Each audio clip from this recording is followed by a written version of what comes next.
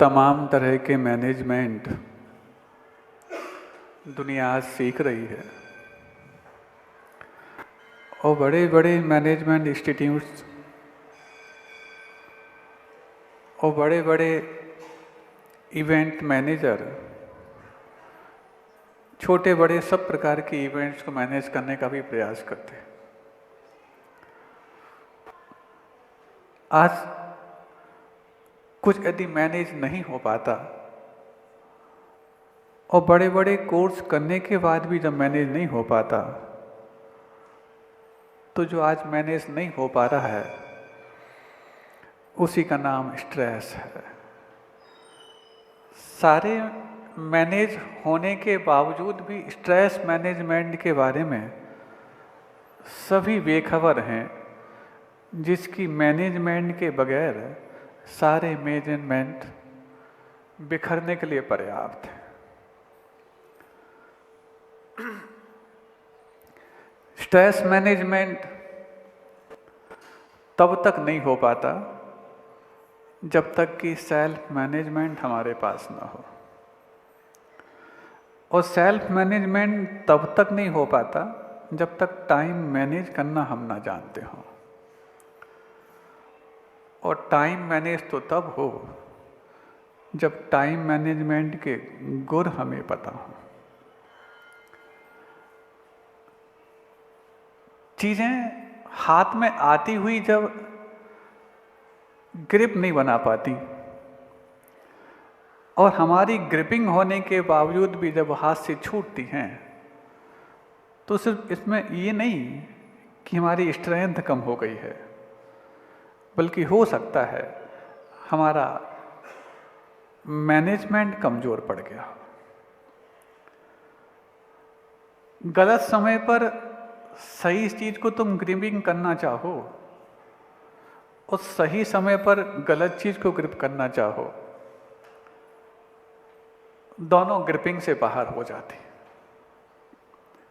जैसे ठंडी का समय आने वाला है,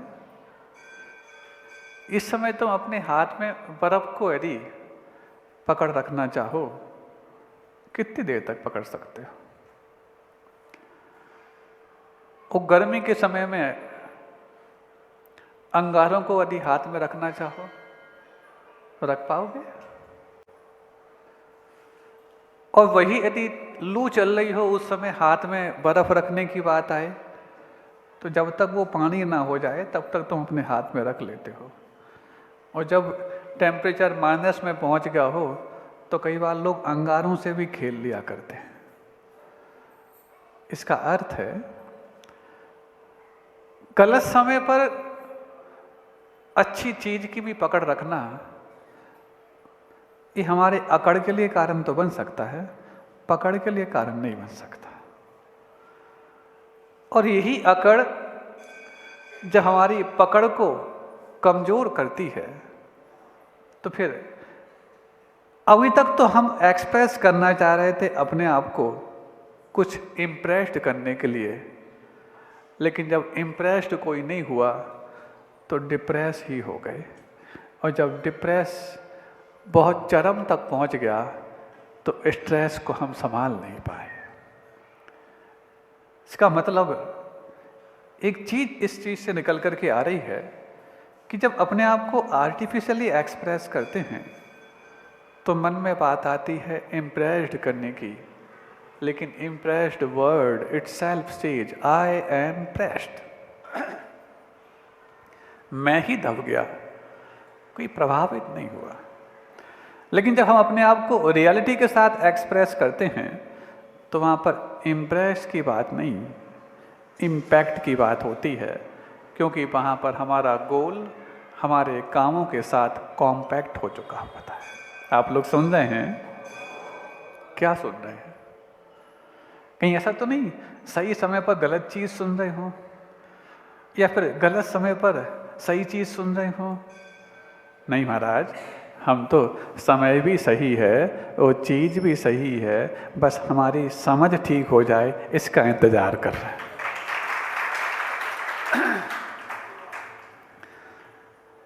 और आज ये एंजाइटी, डिप्रेशन, स्ट्रेस, टेंशन, हमें लगता है ये वर्किंग टाइम में ही रहते हों, ऐसा नहीं, ये तो पेंशन के टाइम में भी रहते हैं।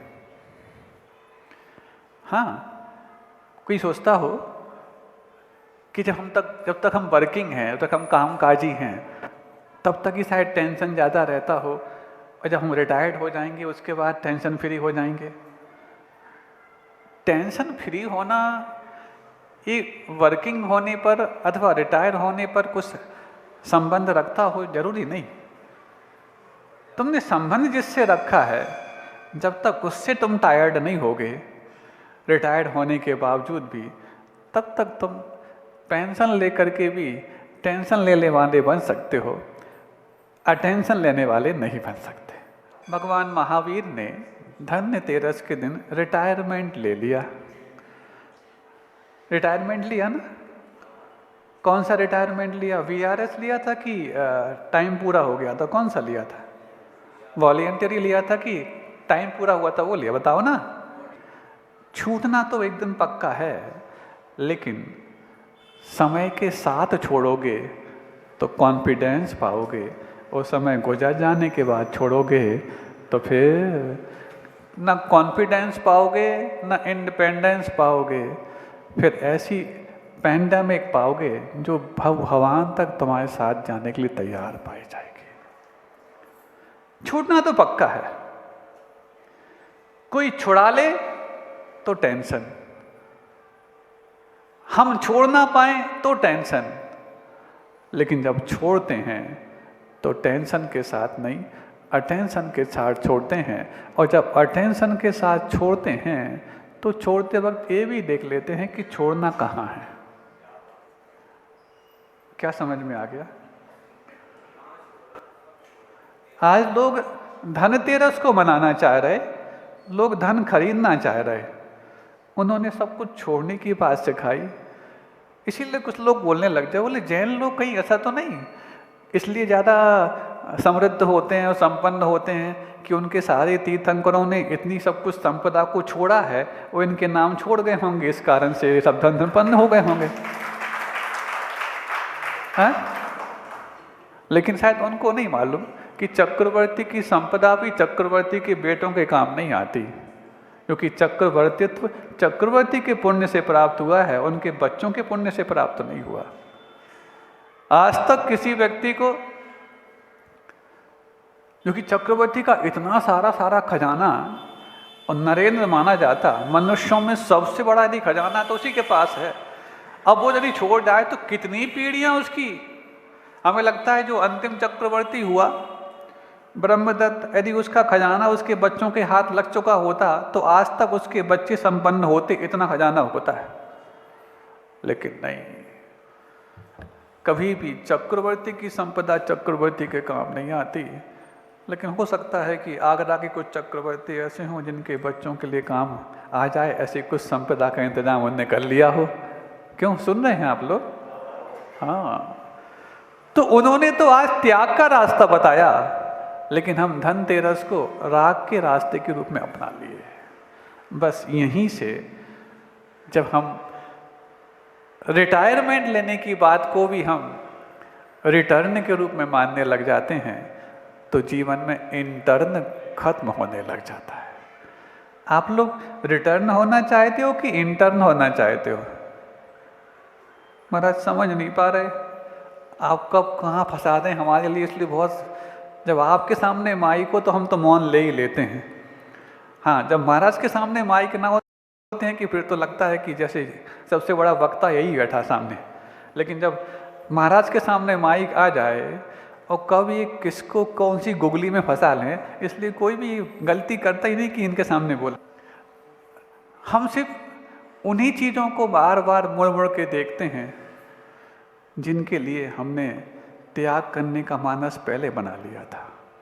लेकिन जब इंटर्न होके देखेंगे, भीतर से देखेंगे, इनर मी होके देखेंगे, तब लगेगा त्यागाय श्रेयसे वित्तमवित्तः संचिनोति यः सशरीरम सपंकेन स्नस्यामीति विलिम्पति। ज़्यादा हम कर लेंगे इकट्ठा, इसलिए हम ज़्यादा त्याग कर देंगे। ज़्यादा त्याग कर देंगे तो फिर ज़्यादा इकट्ठा करने की बात ही नहीं है, लेकिन ज़्यादा त्याग कर लेंगे इसलिए ज़्यादा इकट्ठा कर लिया जाए, ये जब बात आती है स्वशरीरम सपंकेन स्नस्यामीति विलिम्पति। अपने शरीर को वो कीचड़ से इसीलिए लपेटता है ताकि धोते वक्त को ये ना कहे कि ये पानी बर्बाद कर रहा है। क्यों भाई, कहीं ऐसा तो नहीं हो रहा कि हम यूं ही पानी फेंकेंगे तो लोग ये हम पे तंज ना कसने लग जाएं कि वैसे तो पानी की इतनी कमी है, ये फालतू में पानी फेंक रहा है। इसलिए हम उसका सदुपयोग कर रहे हैं। ऐसा सदुपयोग दर्शाने के लिए पहले कीचड़ को लपेटते चले जाते हैं और फिर धो करके अपने आप को साफ सुथरा पाते हैं। कहीं ऐसा ना हो अपनी बुद्धिमत्ता जताने के लिए, जगाना तो अच्छी बात है, लेकिन जताने के लिए इतना कीचड़ लग जाए कि पानी जो था वो पानी ही प्रक्षालन के लिए कम पड़ जाए। पानी प्रक्षालन के लिए कम पड़ जाता है ना? हाँ, पड़ता है। जब मिट्टी ज़्यादा हो जाती है तो कीचड़ धोने के लिए पानी कम पड़ जाता है। ये क्यों होता? क्योंकि हम मैनेज नहीं कर पाए। मिसमैनेजमेंट के इतने शिकार हम आज तक हुए हैं कि बड़े बड़े मैनेजमेंट कोर्स करने के बावजूद भी सेल्फ मैनेज नहीं कर पाए। हाँ, होता है। इतनी सारे हमने मैनेजमेंट, और दुनिया हमें अच्छे मैनेजर के रूप में जानती, लेकिन हम अपने आप को सबसे खराब मैनेज करना जानते थे। अक्सर डाइटिशियन जो होते हैं ना, हमने बहुत ही कम डाइटिशियन देखे हैं जो स्वयं डाइट चार्ट फॉलो करते हो। हाँ, जो दूसरों को तो नाप तोल के दिखाएंगे कि हाँ इतने ग्राम प्रोटीन, इतने ग्राम आपको कार्बोहाइड्रेट्स, ये सब कुछ। वो खुद की यदि लाइफ स्टाइल देख लो तो उनको देख के वो मरीज बोलेगा कि ऐसे ही अच्छे। हाँ, अक्सर डाइटिशियन आपको ऐसे ही मिलेंगे। क्यों? क्योंकि कोचिंग देने वाले अक्सर वही होते हैं जो ड्रॉप आउट्स होते हैं। कभी आपने यूपीएससी की कोचिंग देने वाला कलेक्टर देखा? सुंदर, कभी यूपीएससी की कोचिंग देने वाला कलेक्टर देखा? नहीं देखा होगा। कभी आपने नीट की एग्जाम कंडक्ट कराने वाला कोई आपने डॉक्टर देखा? नहीं देखा होगा।